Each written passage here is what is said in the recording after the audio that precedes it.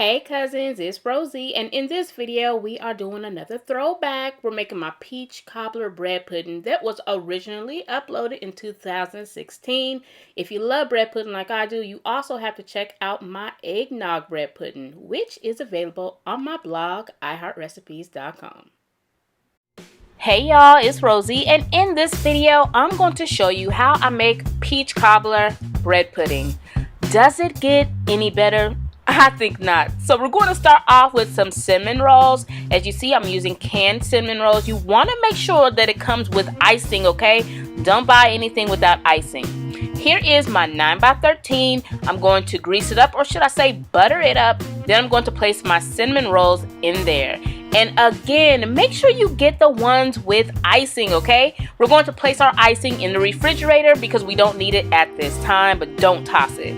So make sure you bake your cinnamon rolls according to the package. All brands can be different, okay? And then you're going to let these sit out for 1 day. So yeah, make sure you make your cinnamon rolls 1 day in advance. So the next day, you're just going to tear apart the cinnamon rolls. And then in a large bowl, we are going to beat some eggs, okay? Beat the crap out of those eggs. Don't worry about lightly beating them. Beat them, okay? And now we're going to add in our sugar. I'm using granulated sugar for this recipe. And off camera, I added in a little bit of vanilla. I'm not sure where the footage is, but I just told you, so make sure you use it.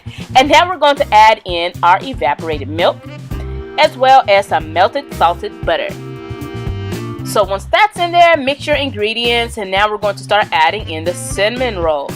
Once the cinnamon rolls are in there, you're going to mix your ingredients. You want to make sure that everything is nicely covered with the egg, milk, vanilla, sugar, all that stuff, okay? And then you're going to let this sit for at least 20 minutes. The next step will be adding in some peaches. You're going to add in a can of peaches. As you see, I have sliced peaches, and you want to add in the syrup as well. I'm using peaches with heavy syrup, and we'll let this sit for about 10 more minutes.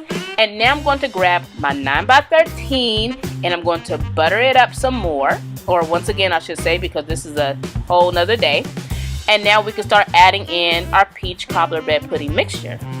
So at this time, my oven is preheating on 350 Fahrenheit. You want to make sure you smooth everything out. Make sure it's nice and even. And we're going to grab some more peaches, and we're going to top our peach cobbler bread pudding off with some more peaches.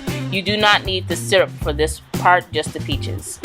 So now we're going to toss this in the oven, or should I say place it in the oven. Don't toss it. I hope you know better than that. Place it in the oven for about 50 minutes uncovered. And when it comes out, this is what it looks like. We are not done, but we do want it to cool down before our next step. And that is adding the icing on top. And I tell you, this stuff is addicting, y'all. Definitely give it a try. The recipe is on my blog, iHeartRecipes.com. Try it out and tag me on Instagram so I can see it and share it. And again, head over to my blog, iHeartRecipes.com. And while you're there, sign up for my mailing list so you'll never miss a recipe.